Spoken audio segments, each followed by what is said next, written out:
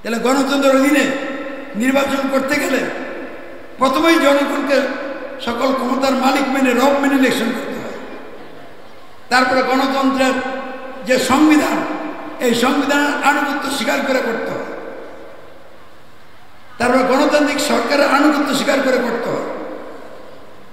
আর এই তিনটা যদি কেউ করে মেনে নেয়, তাহলে আল্লাহকে রব অমান্য করে মানুষকে রব মানা হয়। আল্লাহকে ইলাহ ত্যাগ করে মানুষকে ইলাহ গ্রহণ করা হয়। আল্লাহ রসুলকে নেতা বাদ দিয়ে তার আনুগত্য ত্যাগ করে আবু জাহেলের সিল যে নেতার গায়ে লাগছে ওই নেতার আনুগত্য করা হয়। ফলে এই লোকের অবস্থান আর ইসলামের ভিতরে থাকে না, তার অবস্থান ইসলামের বাহিরে চলে যায়। তাহলে যারা এই গণতন্ত্র মেনে নিয়েছে তাদের অবস্থান ইসলামের ভিতরে নাই, তাদের অবস্থান ইসলামের বাহিরে। তাহলে এভাবে যারা ইসলামের বাইরে থেকে জাহিলাত দিয়ে রাষ্ট্র নেতৃত্বে থাকে, আপনি যদি এটার অধীনে ইলেকশন করেন, অধীনে যান, আপনি ওই সমাজের একজন লোক হয়ে গেলেন। আপনি যতই নিজেকে মুসলিম ইমানদার দাবি করেন, এটা আপনার দাবি, আপনি জাহিলাতের ভিতরেই আপনার অবস্থান হয়ে গেল, আপনি ইমান শূন্য হয়ে গেলেন। তাহলে এখন যেহেতু পৃথিবীর কোথাও ইসলামী রাষ্ট্র না আছে কোথাও, তাহলে এখন আপনি নির্বাচনে যাবেন জনগণকে সকল ক্ষমতার মালিক মেনে। এটা ইসলামে কোরআনে কোথায় দলিল আছে? কোথাও কোনো দলিল আছে? যারা গণতন্ত্রের জোটপুরে অংশগ্রহণ করেন তারা দলিল হিসেবে পেশ করেন হুদায়বিয়ার সন্ধি। হুদায়বিয়ার সন্ধি কখন হয়েছে? রাসূলের মক্কি জীবনে না মাদানী জীবনে?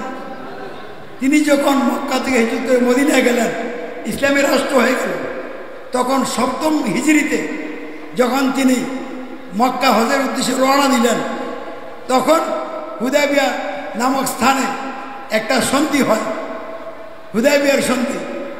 তাহলে এটা কি রাষ্ট্রীয় ক্ষমতা যাওয়ার সন্ধি? এই সন্ধির মাধ্যমে কি রসুল জাহিলাতের অধীনে গেছিলেন? কিছু কমন বিষয়ে সন্ধি হয়েছে দুই রাষ্ট্র নেতার মধ্যে, একদিকে কুফরি রাষ্ট্র আর একদিকে ইসলামী রাষ্ট্র। তাহলে কোনো নেতা কারো অধীনে যান নাই, আলাদা অবস্থানে ছিল। কারণ গণতন্ত্র ইলেকশনে গেলে এরকম কোনো আলাদা অবস্থান কি কারো আছে? তাহলে হুদায়বিয়ার সন্ধির সাথে আপনার এটাকে কি করে মিলান? এটা গোড়ামি ছাড়ার কিছু না, অথবা নির্বুদ্ধিতা ছাড়ার কিছু না। যদি আপনারাও কোথাও ইসলামী রাষ্ট্রীয় দায়িত্বে থাকতেন, কোনো ভূখণ্ড আপনাদের দখলে থাকতো, তখন যদি অন্য কোনো রাষ্ট্রের সাথে কোনো একটা বিষয়ে চুক্তি হইত, তাহলে হুদায়বিয়া সন্ধির সাথে আপনি মিলাইতে পারতেন। কোন অবস্থাতে হুদায়বিয়া সন্ধিকে দলিল হিসাবে পেশ করে গণতন্ত্রের ইলেকশনে যাওয়ার কোনো সুযোগ নাই। এটা বাউতাবাজি ছাড়ার কিছুই না।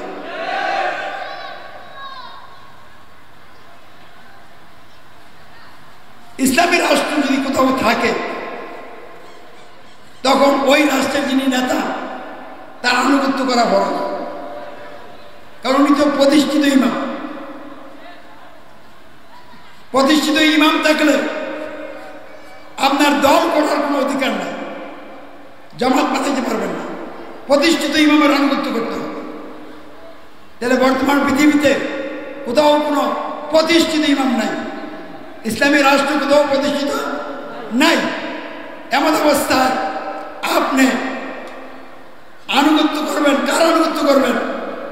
এরা তো জাহিলাত দিয়া নেতা। তাহলে বাংলাদেশের কওমি আলিয়া এবং বিভিন্ন ইসলামী দল, পীর মাশায়েখ যারা আছেন, তারা তো গণতান্ত্রিক সমাজেরই লোক। মাদ্রাসাগুলি কি গণতন্ত্রের বিরুদ্ধে বিদ্রোহ করছে? পীর সাহেবরা কি গণতন্ত্রের বিরুদ্ধে বিদ্রোহ করছে? তাহলে তারা যখন যে গণতন্ত্রের প্রধানমন্ত্রী হয়, রাষ্ট্র পরিচালনার জায়গায় তাকে প্রধানমন্ত্রী মানে কিনা? তাহলে রাষ্ট্র পরিচালনার জায়গায় যখন তাকে নেতা মানলেন, তাহলে রসুলের আনুগত্য করলেন না আবু জাহেলের আনুগত্য করলেন? দল করার পারমিশন আছে গণতন্ত্রে, এই জন্য দল গঠন করছে। দল গঠন করলে তো আপনি আলাদা হয়ে যান নাই, একই সংবিধানের অধীনে আছে।